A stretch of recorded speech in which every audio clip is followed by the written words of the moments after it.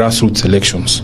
There are also a number of emerging and running national issues affecting wananchi, among them the crisis in the health sector as manifested in the ongoing doctor strike, the crisis of funding in our schools and colleges, and the scam of subsidized fertilizer. The committee meeting therefore took stock of the state of the party and that of the entire nation. A key issue canvassed at this meeting is the dire state the party finds itself in as a result of a government-instigated denial of funding. The Political Parties Fund was established to enhance democracy by promoting active participation by individuals in political life. Among other things, it is meant to cover election expenses of the political parties and broadcasting of the policies of the political parties. Unfortunately, this fund has become the death knell of parties it was meant to support. Since coming to office, the Kenya Kwanza regime has pursued a deliberate policy of denying funds to political parties, effectively crippling their operations. Key activities, including the planned elections, party elections, become challenging to plan and execute because of the regime's refusal to release funds to political parties. Clearly, the aim is to kill all political parties except UDA. We demand, therefore, that the funds be immediately released to parties in amounts and the manner stipulated in law. Be that as it may, the committee has resolved to kick off the party grassroots elections on the 27th of April 2024. The exercise will be staggered as follows.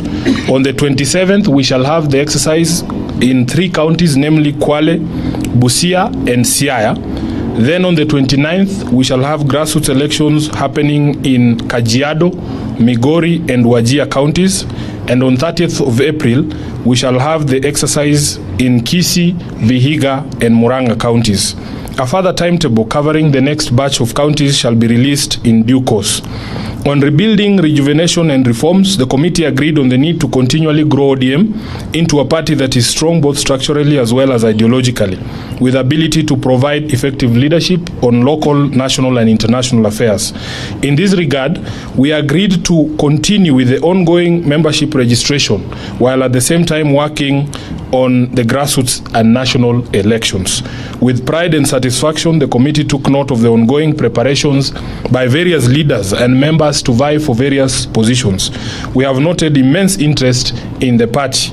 We are particularly encouraged by the number of young men and women who have expressed a desire or an interest in vying for various leadership positions within ODM. It is the greatest assurance that the party has a future and is still seen as a viable tool for national leadership. We encourage our members to pursue their ambitions with a sense of responsibility to strengthen and not weaken our unity and solidarity, and to focus all our attention and energy on that big and main task of any political party, which is to take power. We therefore agreed not to allow election activities to be the source of divisions or cause cracks in ODM. The elections must be seen as a friendly match and not a do-or-die affair. We deliberated on the developments in other political parties and their implications for the nation and for democracy.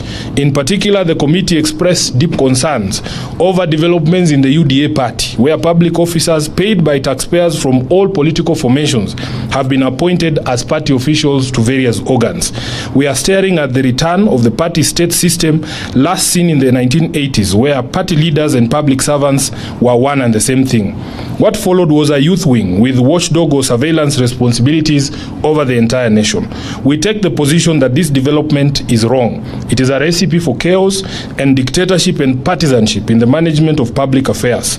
Consequently, we demand that all those people who have been named as UDA officials must immediately resign from public service. There is no way they will serve two masters, the public and the UDA party. The meeting further noted with concern what appears to be coordinated attempts to derail the implementation of the NADCO report. It is becoming apparent that some, if not all, of these court cases are state-sponsored. If indeed elements in the regime are having second thoughts regarding proposals they signed onto out of their own volition, they should come out clearly to say so instead of sponsoring these cases in court. On funding of education, we are of a view that the government is taking teachers, parents and learners for a ride.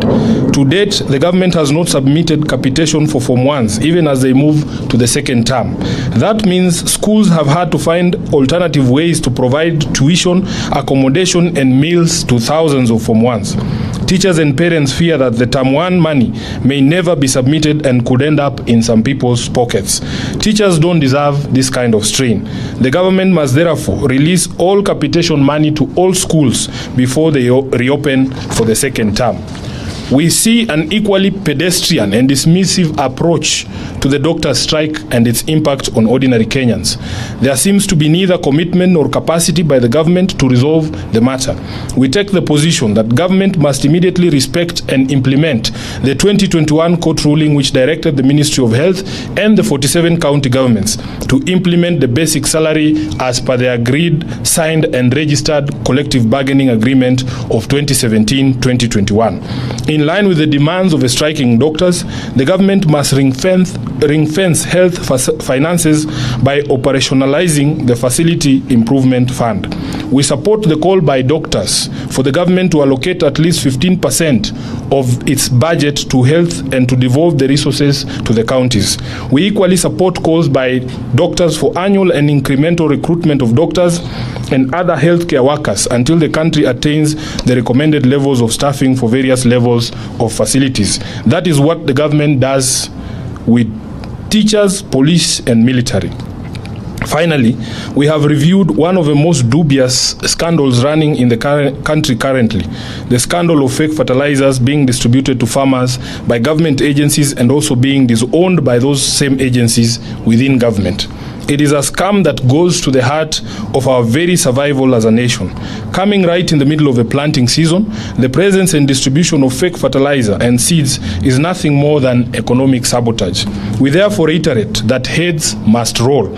Officers at the Ministry of Agriculture and those at the Kenya Bureau of Standards and the National Cereals and Produce Board, who have direct responsibility for fertilizer, seeds and certification, must immediately quit their positions and pave way for proper and professional investigations. Those found to be responsible for these criminal activities of supplying fake seeds and fertilizer must be charged with sabotage and engagement in organized criminal activity. The government must immediately devise new ways to procure, secure and distribute quality fertilizer and seeds to farmers who are running out of time.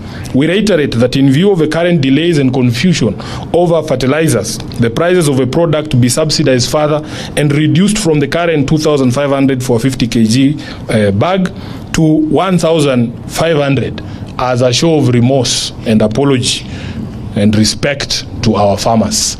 That is the end of the statement. I am sure it is clear and there will be no questions. Perfect. Luka which?